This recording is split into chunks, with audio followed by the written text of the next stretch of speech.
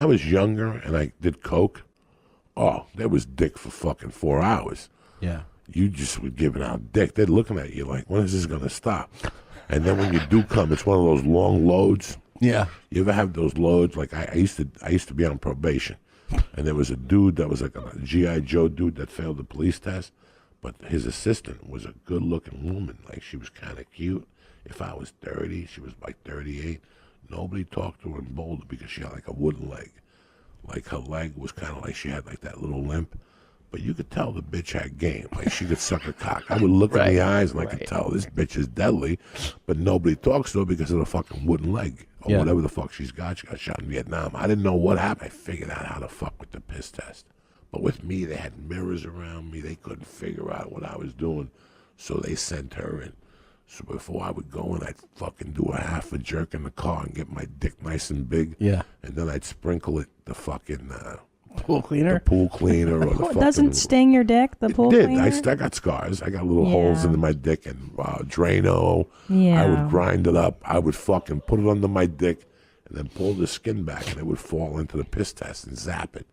But before I would piss, I would take the hammer out and show it to her. Like, what do you think? What do you think? There's something nice. And she would look at it and look around the room. And not like I knew I was going to end up sleeping with her or swapping spit with her because I flirt with her. Nobody talked to the woman because she had a fucked up leg. So I'm off probation. I'm delivering Chinese food and I'm slinging coke at the same time at the Chinese restaurant. So I would have you call the Chinese restaurant and say, can I talk to Joey? Yeah, what's up? Oh, you want egg drop soup? Whatever. The cocaine would be hidden under the egg drop soup so that if I got in trouble, the Chinese people got in trouble. I didn't put it in the bag. This was when I was out already, out of prison. One night I knock on the door and who answers the door? It's her. And she goes, oh my God, it's so great to see you. How have you been? And I go, it's great to see you. Man, I gave her a hug and I put the Chinese down and she goes, what are you doing with your life? I go, I'm getting divorced, but I got to stand-up comedy and I'm trying to deliver food to make a living. And she's like, oh, that's so sweet. You and her broke up. Oh, you must need a hug. And as I started hugging her, we started swapping spit. And I touched a little monkey, and I could feel nobody had even touched a monkey in like 10 years. Steam started coming up. And I started fingering that motherfucker like a savage and swapping spit with her. And my hand was nice and wet, and I'm fingering it. I got a pinky surrounding her asshole. And I'm working, and finally I put it down slowly. And I pop her pants. I take her tit out. She's got one big fucking tit. I'm sucking her tits. And I'm making out with her. I'm fingering at the same time. So while I'm fingering her, I take her pants down. But I go, I don't want to see what the other leg is. So I took the leg off of the good leg. And I left the fucking bad leg covered because I don't want to know what it is. If she's got like a pole under there, one of those fucked up feet.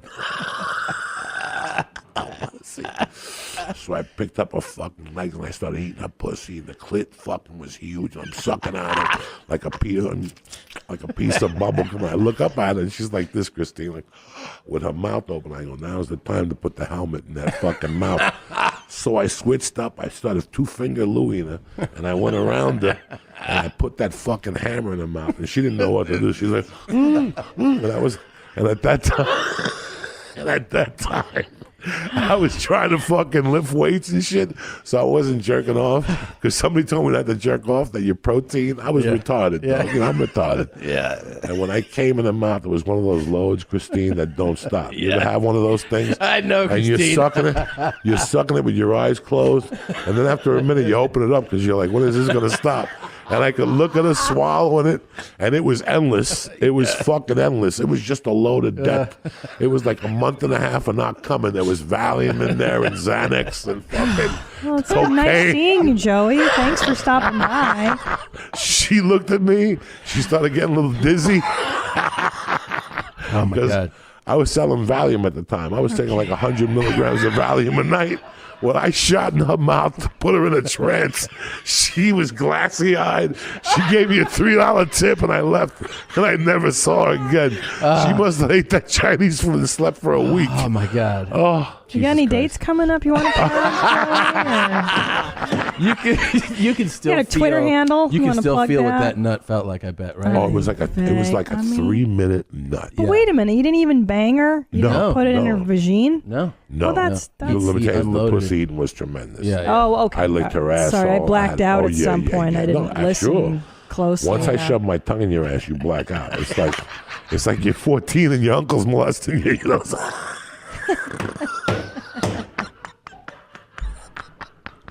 You just black out and let happen what's gonna happen anyway.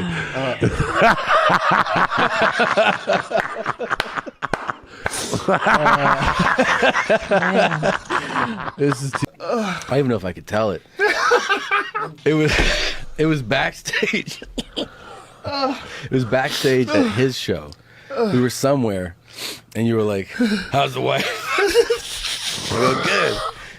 And I go, "You go, where is she?" And I said, some city in Tennessee, maybe Knoxville or Nashville.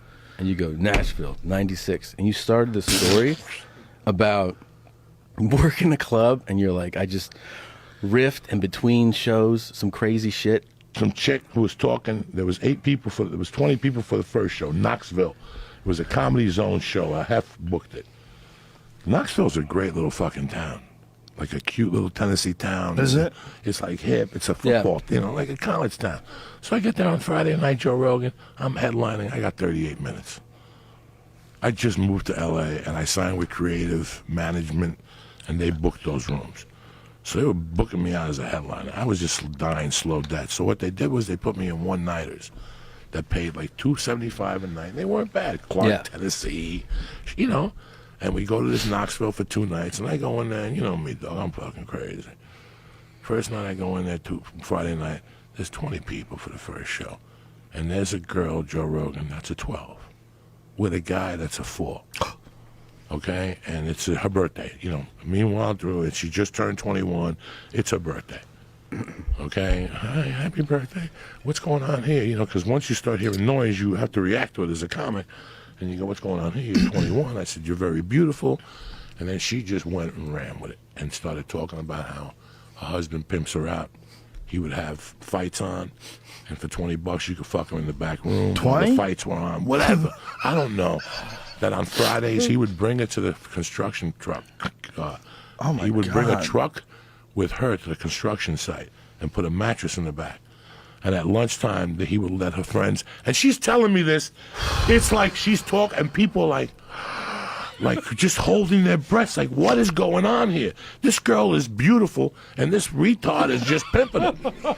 So in between shows, I go upstairs to do a line or smoke a joint or whatever the fuck I'm doing. When I come back, I see her by herself, and we start talking, and what's going on? Oh my God, I had such a great time. I go, is that stuff true? And she goes, yeah. I go, show me the monkey. And she took me in the woman's bathroom, pulled down her pants. The girl had a monkey that was spotless. It nearly stunk. I ate it. I fingered it or something, and then she sucked my dick. That was it. I went back to my room. I didn't think nothing of it. I'm like, Jesus Christ, I scored. I go back for the second show. There's 8 people. But by the time I go back for the second show, Joe Rogan, she's sitting in the back. She's 21, and she's looking at me like this. She's fucked up. And 10 minutes into my spot, because I was headlining, she starts going, I sucked the comedian's dick tonight. And the husband's like, what are you talking about? And she's like, I sucked his dick, and he came in my mouth. He's like, what the fuck are you talking about? The cops had to hold him back, and he's like, I want my $40. That's all he wanted. He didn't care that his wife sucked my dick at this comedy bathroom. Oh, my God. When the cops came, he kept saying, man, somebody's going to get hurt if I don't have my $40. That's a $40 blowjob. Did you come in her mouth? Because if I wouldn't have come, it would have been like 20. All he cared about was the $40, dog. So he told me that backstage at your show, God. and I fucking started hyperventilating. $40.